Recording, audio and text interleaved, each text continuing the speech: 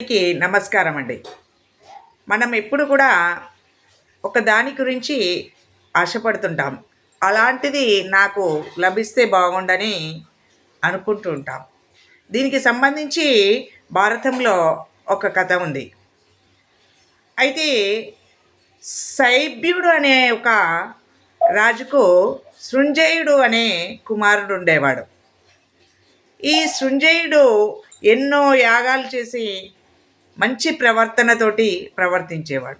అంతేకాదు ఆయన ప్రవర్తనకు తోడు ఆయనకు మంచి మిత్రులు కూడా ఉండేవారు. ఆ మిత్రుల్లో నారదుడు, పర్వతకుడు వీళ్ళు మంచి మిత్రులు. ఒకరోజు వీళ్ళిద్దరూ ఈ సృంజయుని దగ్గరికి వచ్చారు. మాట్లాడుతూ మాట్లాడుతూ వాళ్ళు ఈ సృంజయుడు మంచి గుణాలు గలవాడు కాబట్టి వాళ్ళకి మంచి సపర్యలు చేసి మెప్పు పొందాడు. వాళ్ళతో పాటు వచ్చిన బ్రాహ్మణోత్తములను కూడా సేవించి మంచివాడు అనిపించుకున్నప్పుడు ఆ టైంలో నారదుడు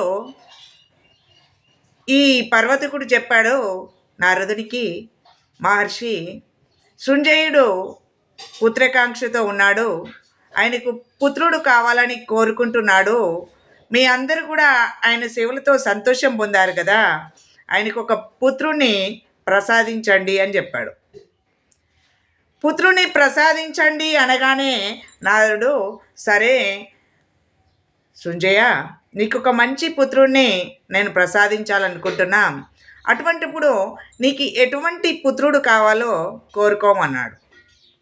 అప్పుడు సృంజయుడు ఏమన్నాడు కదా, నాకు మహా తేజస్సు కలవాడు కావాలి, అట్లాగే నా పుత్రుడు యశస్సు కలిగి ఉండాలి, మంచి కీర్తి గడించాలి, దాంతోపాటు నా పుత్రుడు అజేయుడు, శత్రువులను జయించగలిగేవాడు, శత్రు సంహారం చేయగలిగేవాడు ఉండాలి.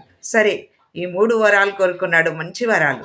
కానీ అక్కడే ఇప్పుడు ఆశలో కొంచెం దుర్బుద్ధి, వేరే ఆలోచన ఉంటుందండి. అది అన్నీ కోరుకోవడమే తప్పు. దీంతోపాటు ఆయన ఏం కోరుకున్నాడంటే, నా పుత్రుని మలమూత్రాలు, చెమట ఇవన్నీ కూడా బంగారం కావాలి అని కోరుకున్నాడు. నారదుడు తథాస్తన్నాడు, నీకు పుత్రప్రాప్తి కలిగింది అని చెప్పాడు, వెళ్ళిపోయాడు. అనుకున్నట్టే సృంజయునికి కుమారుడు జన్మించాడు. అతని మలమూత్రాలు కానీ, చెమట కానీ, ఉమ్ము కానీ అన్నీ కూడా బంగారమే. కాబట్టి ఆయనకి సువర్ణష్ఠివి అని పేరు పెట్టారు. మరి ఈ రాజు యొక్క ఇల్లు, పాత్రలు, మంచాలు, కంచాలు, ప్రాకారాలు, ఇల్లు ప్రతిదీ కూడా బంగారమయమైపోతుంది. అంటే రోజు బంగారమే వస్తుంది కదా. ఆ బంగారంతో అన్నీ కడుతున్నారు, దానాలు చేస్తున్నారు, ధర్మాలు చేస్తున్నారు, ఎన్నో చేస్తున్నారు. అయితే ఇక్కడ యశస్సు కానీ తేజస్సును కానీ పంచుకొని పోవడం కొంచెం కష్టం.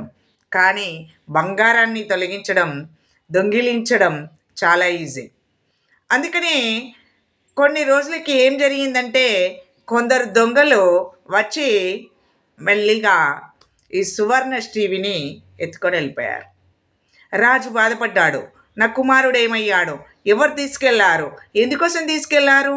ఆయన తేజస్సు కోసమో, ఆయన యశస్సు కోసమో, ఆయన పరాక్రమం కోసమో వాళ్ళ అబ్బాయిని తీసుకెళ్ళలేదు.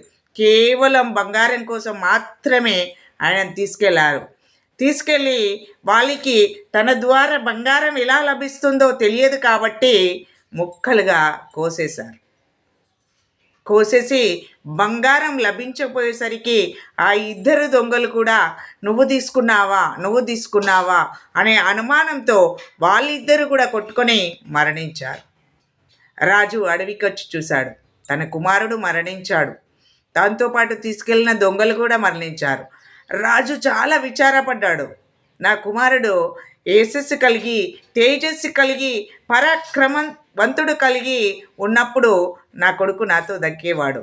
నేను ఒక నిష్ఠూరమైన కోరిక, ఒక విపరీత ధోరణితో నేను బంగారం అనే దాన్ని కోరుకున్నందుకు ఈరోజు నా పుత్రుడు నాకు లేకుండా పోయాడని చాలా బాధపడ్డాడు. చూడండి, మరి మనకు కోరికలు ఉండాలి, ఆశలు ఉండాలి.